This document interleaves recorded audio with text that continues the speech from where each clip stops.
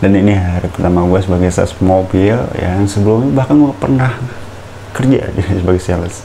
Ya rasanya pasti deg-degan, gugup ya kan.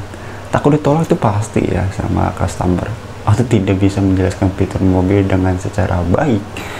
Jadi apakah ada yang pernah merasakan hal ini yang sama kayak gue? Itu wajar ya kan, namanya juga baru.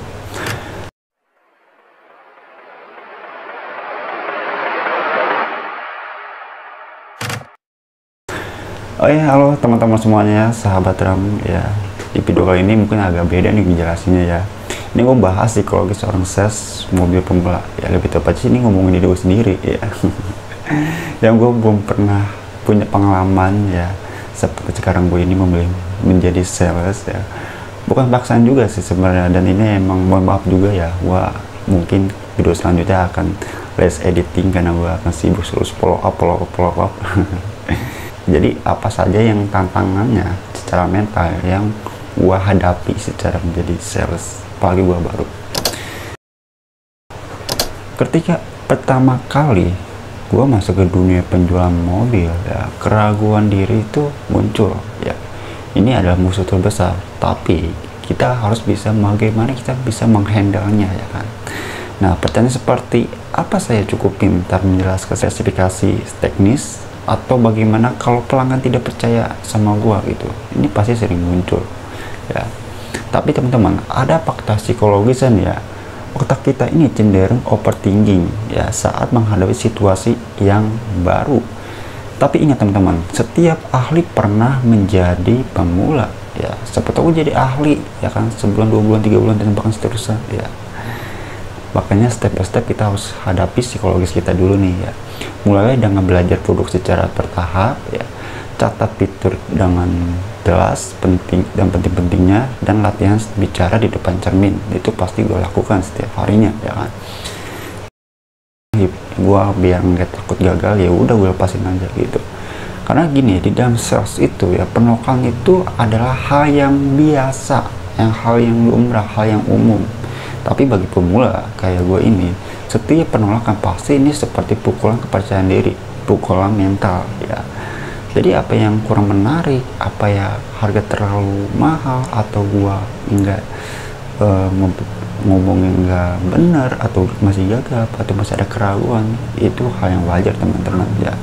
Tapi ada tipsnya nih, ubah pola pikir penolakan ya, bukan tentang diri kita, tapi tentang kebutuhan pelanggan yang mungkin belum cocok. Jadi setiap kali ditolak, anggap itu sebagai langkah mendekati iya ya, iya yang apa yang sesungguhnya. Jadi teman-teman yang berkecil hati ya, ini sebagai motivasi juga untuk kalian yang mungkin masih belajar menjadi sales atau sedang bekerja sebagai sales ya, apapun itu jenis produknya. Harus capai 10 mobil per bulan. Nah, ini sih bukan target dari perusahaannya, tapi target dari gue sendiri ya. Target penjualan bisa membuat sales pemula stres dan tertekan. Bahkan ini padahal ini target diri gue sendiri yang gue bikin gitu. Apalagi jika dibandingkan dengan senior kita yang mungkin sudah berpengalaman, yang sudah mahir, yang bahkan bisa closing lebih dari 10 setiap bulannya. Nah, tapi teman-teman, pasti ada solusinya. Setiap ada masalah pasti ada solusinya. Nah, itu jangan fokus pada angka besar. Pecah target menjadi bagian hal yang kecil. Misalnya, 1 pelanggan per hari. Rayakan setiap progres kecil apapun, seperti mendapatkan nomor telepon calon pembeli atau bisa menjalankan 1 fitur dengan baik. Itu hal yang bagus untuk lebih dikembangkan. Hal yang sesuatu yang proses itu pasti akan menjadi hal yang mahir kalau kita menikmati proses dari pemula ke mahir. Ini ada sebuah trik psikologis ya teman-teman ya. Gunakan teknik bertanya lebih banyak daripada berbicara. Contoh misalnya gini. Halo, selamat siang Bapak atau Ibu ya. Cari mobil untuk kebutuhan sehari-hari atau keluarga. Nah, di sini ada solusinya, itu Daihatsu Sigra. Nah, ini contohnya aja ya. Apa prioritas Bapak atau Ibu? Kenyamanan atau efisiensi bahan bakar? Tentu saja di Sigra ini pasti melengkapi kebutuhan Ibu atau Bapak. Dengarkan secara aktif, lalu sesuaikan penjelasan dengan kebutuhan mereka, calon customer kita ya.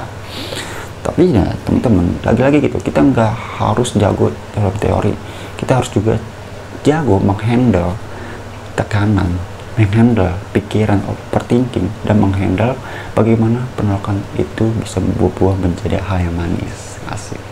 Nah,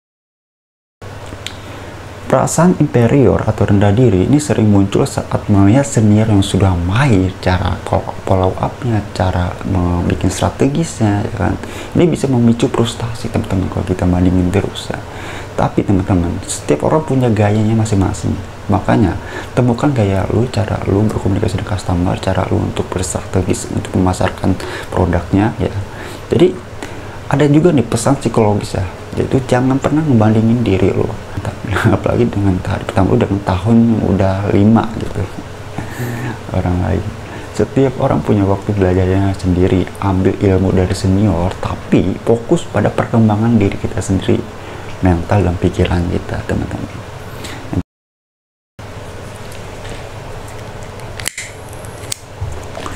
Kok capek banget ya? Ini udah wajar lah ya. Menjual mobil bukan hanya fisik tapi juga menguras mental, apalagi jika belum terbiasa dengan ritme kerja yang dinamis dan selalu bergerak dan selalu aktif ya.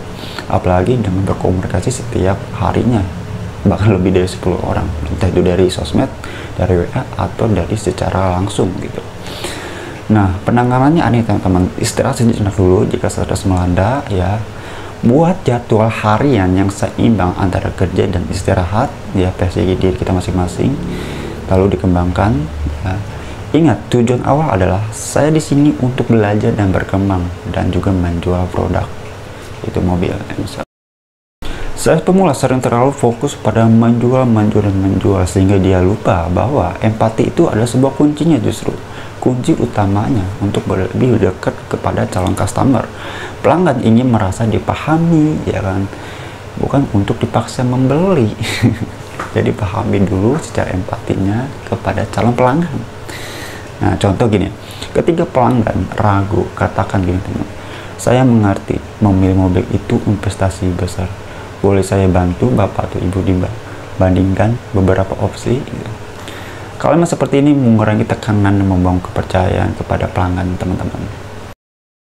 Menjadi sales mobil ya tanpa pengalaman itu seperti naik roller coaster emosi, kadang semangat, kadang nggak semangat ya. Ada rasa takut, bangga, lelah, dan bahagia. Tapi ingat teman-teman ya, kepercayaan diri itu tumbuh dari tindakan ya teman-teman, bukan bakat, bukan dari pikiran.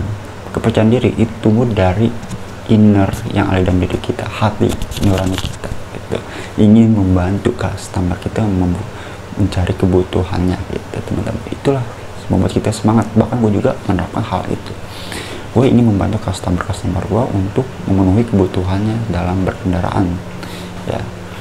Nah, untuk teman-teman ya yang baru mulai ya sama kayak gue, selamat, kalian sudah berani melangkah. Tidak perlu sempurna teman-teman, yang penting konsisten belajar aja, konsisten melakukan follow up, konsisten berrelasi dengan orang banyak. Itu semakin relasi bagus banyak, maka semakin kemungkinan lu menjadi sales nomor 1 itu ada gitu.